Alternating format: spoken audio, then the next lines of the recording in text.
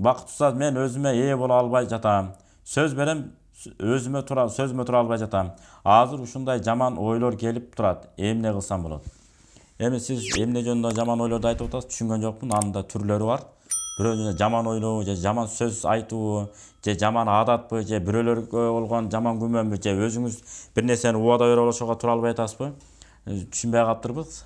Ошого кандай болгон күндө дагы адам ла юкаллифуллаху нафсан илля вусаха деген Алла Таала Куранда айткан аят бар. Адам баласы күчү жеткен нерсеге гана Кудай Таалам буйруйт дейт. Демек, биздин аялдардан же башка бир алсыз макулуктардан айырмабыз эркектер. Дайыма эрктүү болушубуз керек. Сөзүбүздү колубуздан келишинче аткара ала турган нерсени айтышыбыз керек. Алла Таала ошон үчүн Куранда айтып атат да: "Фа иллам тафалу ва лан тафалу".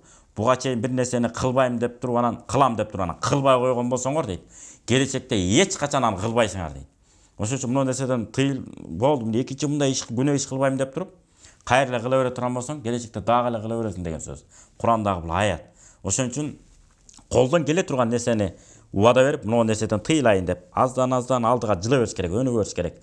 Мисалы, тамеки чеккен болсо, тамекиңизди ыргытам дедиңиз, ыргытып коюңуз, чекпей коюңуз. Кагып силкип кое турган жаман адатыңыз барбы? Аны таштаңыз. Үңүрөйүп жүрөсүзбү? Жылмайып жайдары жүргөндү үйрөнүңүз. Мына ушинтип анан калыптаныш керек. Анан аялыңызды ар кимге ит талагандай, ортодо мышык калып калса 5-6 ит кеп талап кетет го көчөдө кетип атса, же кичинекей итти, алсыз итти. Ошол сыяктуу келинчегиңизди, бир эжеңиз, бир кайнэжеңиз, же болбосо бир балдыстарыңыз, айтор сизди ар ким келип буйпалап кете берет. Ошондой учурларда эмне дешке, эркек, бул аял менин аялым, силерге жагабы, жакпайбы, ал мага айырмасы жок. Мен бул да мага ишенип дейди. Мени бактылуу кылат деп дейди. Ошон үчүн жөн келип сыйыңарды көрүп, чайыңарды ичип кайра кете бергиле. Бүгүнкү күндө ошондойлор көп.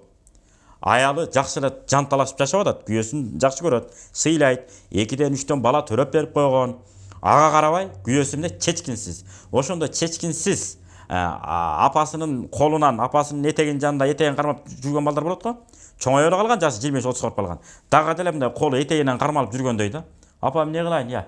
Кантип сүйлөсөм деп жүргөн сыяктуу болгон балдар, ошол мүнөзүңүздү таштамайынча, мен аялдын кожоюнумун деген мүнөзгө ээ болмоюнча, үйлөнбөй турсаңыздар дагы жакшыраак болот. Себеби эртеңки күнү сиздин да кызыңыз, үйдө чоңойткон кызыңыз, эртең күйөөгө бергенде, күйөө балаңыз чек жайып туруп, нам менен суунап келсе дагы өзүнүн мээнети менен алып келип, алтындарым, күчүктөрүм, мына сүт алып келдим, бүгүн билинчик жасап жеп туралы.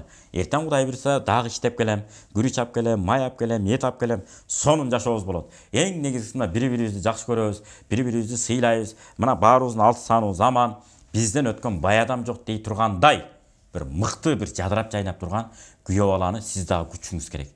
Ошондой ар бир эркек аялын кор кылбай жакшы карай турган болсо, эртеңки күнү сиздин кызыңыз да башка бир күйөө балдар дагы эмне кылат? Кор кылбай карайт, Кудайым буйруса. Аялыңызды эзип отуруп ала турган болсоңуз, сиздердин келечегиңиздер жөнүндө ойлонгонго, бала тарбиясы боюнча ойлонгонго бир да убактысы калбай калат экен.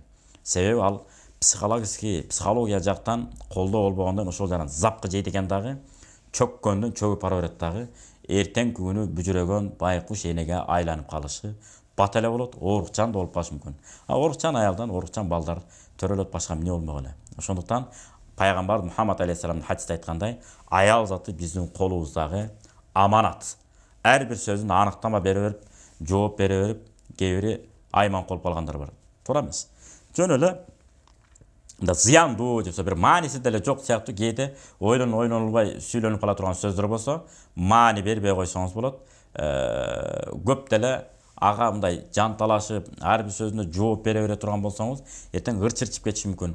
Ошондой чип кете турган сезип калсаңыз, эркек киши айкөлдү кылып коюш керек. Билмексен болуп, жакшы деп, ошон үчүн пайгамбар Мухаммад алейхиссалам, Абу Бакр, Умар, Усман, Али радияллаху анхулар негизги ибадаттан бошогондон кийин мынтип молдошто окунуп отуруп койгон экен.